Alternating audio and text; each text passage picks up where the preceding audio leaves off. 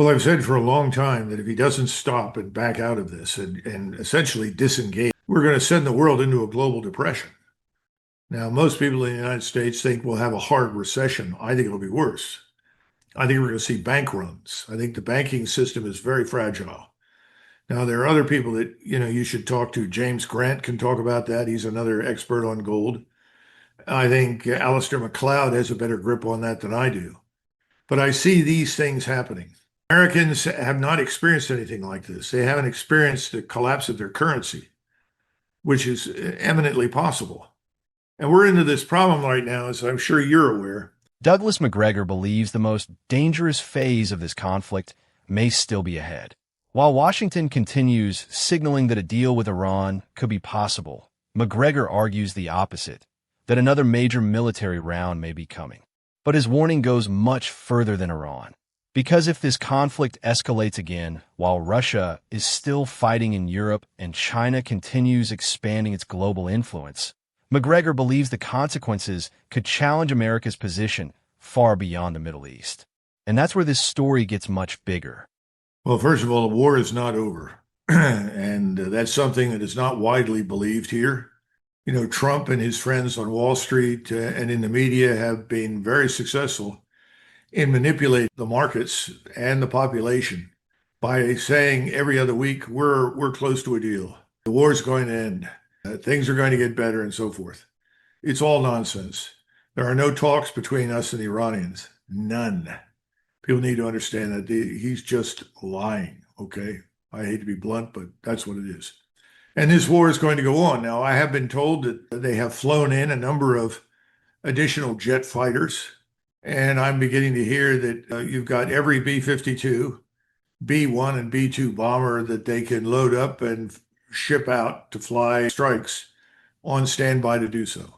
So my perception is that they utilize this time to reinforce their position because remember, after the last round, a number of aircraft were released and sent back to the United States along with crews. And so the perception was, well, I guess we're going to have an agreement. And secondly, you'll recall that Donald Trump, when he was in Paris at Versailles, he was presented with the 14 points and he signed it and everybody clapped. And he said, well, I don't want to be Herbert Hoover and responsible for a global depression. And all of us said, thank God someone has gotten to Donald Trump. He's figured it out. That turned out to be wrong. So I think we're headed into another round. And I think he's going to try and do what he said, which is a massive, massive punch that he hopes will unhinge the regime. We say regime, I'll just say government. And I think the Israelis are pushing this very hard. Remember, he was put into office by Zionist billionaires who paid for his election. They now have, as I found out this morning from Larry Wilkerson, they've got two funds, one about 140, 150 million, the other $750 million. And this money is to be used to destroy anyone who will not support Israel and to support anyone who will. So that's where we are. And I think the people that have paid for everything want him to honor the payment. Now, that doesn't mean that he's immune to what I call the gambler's fallacy. And the gambler's fallacy here is obvious. We just have to throw everything we have. We got to hit all of those targets. We have some new ones and we'll knock them out. Okay. Well, we've heard that before. I don't think so. But that's where we're headed. That's the gamble Macgregor believes is taking shape. Another overwhelming strike may be intended to force a decisive outcome. But his argument is that military escalation and political success are two very different things. And if another round fails to produce the expected result, the consequences don't stay confined to Iran. They begin moving through energy markets, supply chains, America's regional relationships, and eventually the global economy itself. The answers are yes and yes. Now, I would defer to people like Jeff Curie and Pilkington and some others who know more about the oil markets than I do. But I think Jeffrey Gundlach, Luke Groman, and others will all basically tell you the same thing. What Trump has done by manipulating the markets is postpone a lot of the pain. Now, we still have a rise in prices for things. And I was just down in Wilmington, North Carolina, and I was able to track the rise in prices in different places. It's obvious. It was much more expensive to buy gasoline up where I am near Washington, D.C., than it was in Wilmington, North Carolina. But the point is, the prices are rising, yes. Have we hit bottom in the Strategic Petroleum Reserve? Well, I'm told we haven't yet, but we're getting very close. So I think he has managed to postpone the pain. I don't know how much longer that's going to work. Now, the other thing that's happened that we shouldn't lose sight of, nobody talks about this in the United States, your supply chain structure globally has changed. The world is adapting to what has happened. So in some places, you can't keep an electrical vehicle on the lot from China. Everybody wants to buy them up. The Chinese are pushing them very hard. That's all designed to reduce your reliance on petroleum. They're also buying a lot of coal. They're very interested in coal that is low in sulfur and puts out a lot of heat. We've got that in great volumes in this country. We should be making a killing on coal. I don't know if we are or not. I was involved a few years ago in that, and I told everybody, don't give up, hang in there. You're going to sell all the coal you ever wanted in the future. It's turned out to be true. So there's a combination of adaptation overseas in many countries. And of course, in some places, you still have nuclear power. The French very wisely kept their nuclear power plants running. The Germans are now plugging into nuclear power from France, which is interesting. They were dumb enough to completely shoot themselves in the foot. So what would I say? I would say yes. It's temporary. We're going to be hit with this like a ton of bricks in the fall. That's my prediction. And that's why Macgregor doesn't view this purely as a military story. His argument is that the full economic consequences have been delayed rather than eliminated.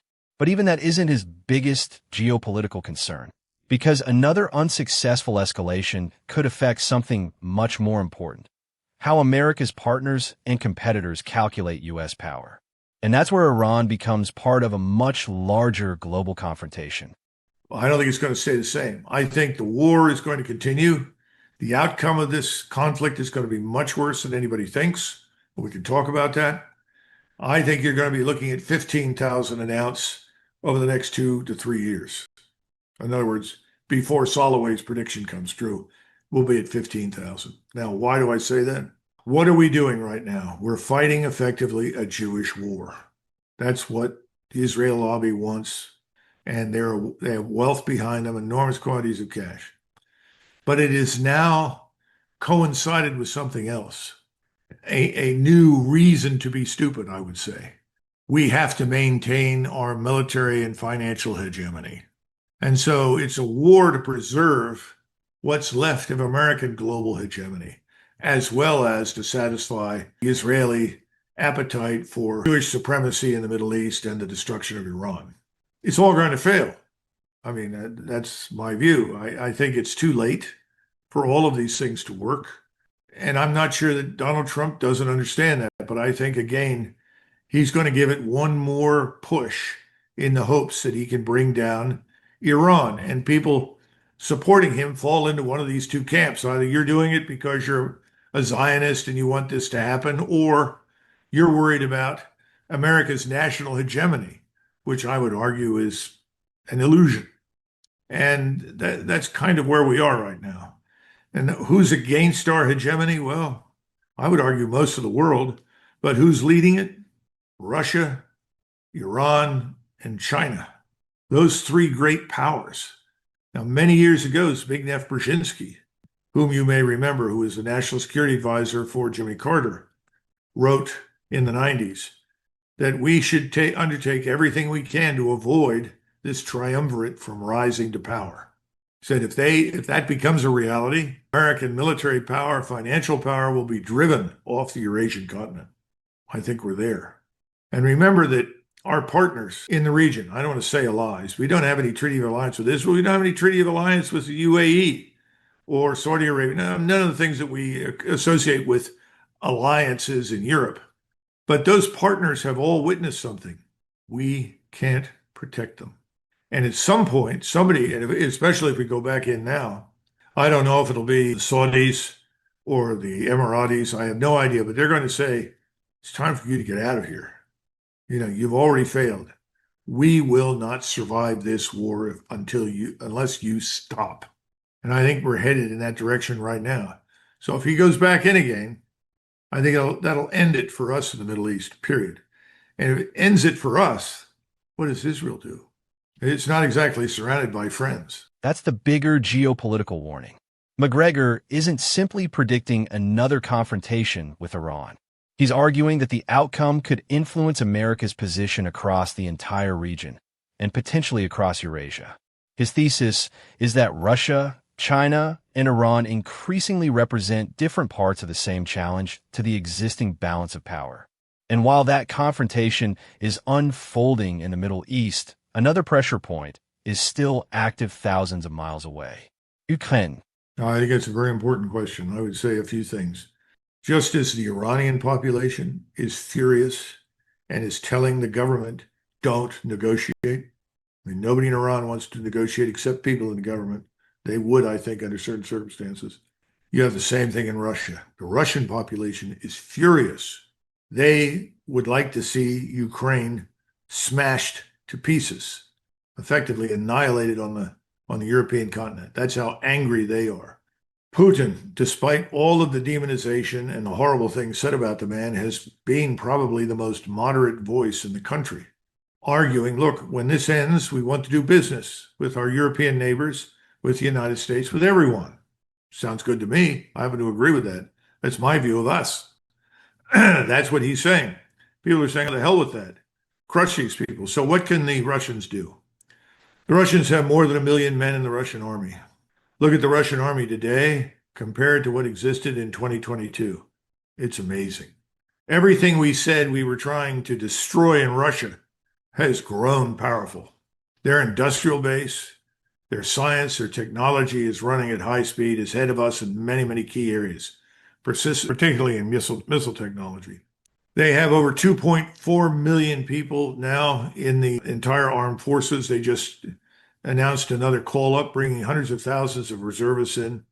So clearly there's a buildup underway. There's no doubt about that. Secondly, they have hit Ukraine very hard, all the infrastructure targets that you can imagine. The Ukrainian state is a zombie organization.